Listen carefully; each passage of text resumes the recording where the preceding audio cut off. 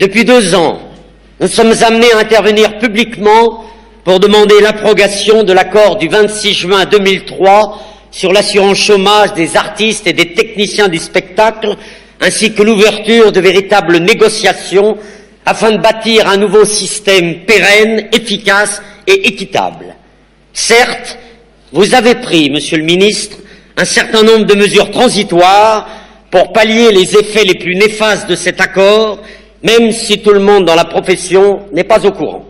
Pour autant, bon nombre de professionnels sont actuellement exclus de toute protection sociale, et parmi eux, des artistes et des techniciens avec qui nous travaillons depuis des années et dont le parcours professionnel est reconnu. Tous les rapports en conviennent, il faut renégocier sans tarder ce protocole. Nous ne pouvons accepter que nos spécificités soient diluées dans une négociation globale. Rien ne nous indique non plus que les signataires obstinés de l'accord de juin 2003 acceptent de se remettre autour de la table. Monsieur le ministre, nous vous le répétons une nouvelle fois, vous ne pouvez et ne pourrez faire plaisir à tout le monde. Vous êtes notre ministre de tutelle, vous devez choisir votre camp. Nous osons croire que ce sera celui des artistes et des techniciens que nous célébrons ici ce soir. Merci de votre attention. Travailler avec Imbert, c'était se pencher régulièrement sur mettre en papier, au bistrot du coin, très loin d'une économie de marché,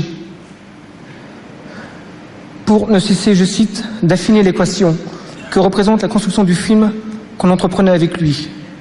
Puisque cette fameuse équation nous vaut aujourd'hui d'être là, je voudrais revenir sur quelques paramètres sans lesquels le cinéma indépendant n'aurait jamais existé. Merci d'abord à des techniciens et des comédiens qui ont accepté de travailler à des tarifs largement au-dessous du minimum syndical. Dans cette équation, il ne faut pas oublier le fameux statut d'intermittent du spectacle qui nous a permis d'écrire, de repérer et de faire des rencontres capitales.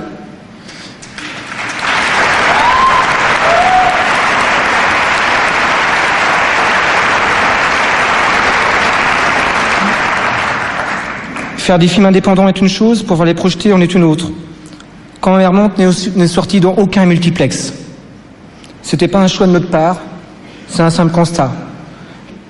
Que cette petite histoire de marée, sauvée par les critiques, les directeurs des salles d'arrêt d'essai et le public, encourage encore et toujours des caméras à grimper sur une épaule et s'installer sur un pied afin d'aller retrouver d'autres espaces que ceux réservés dans certains cerveaux humains par le PDG d'une grosse chaîne de télévision pour une grande marque de boissons gazeuses.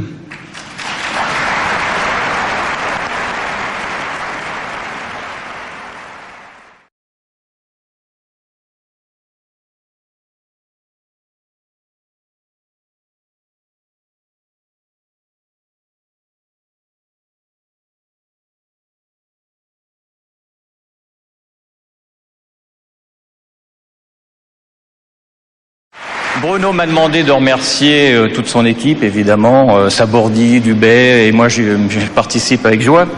En fait, tous ces gens de talent et toutes ces industries compétentes et tous ces gens qu'on appelle les intermittents, sans qui on ne pourrait rien faire.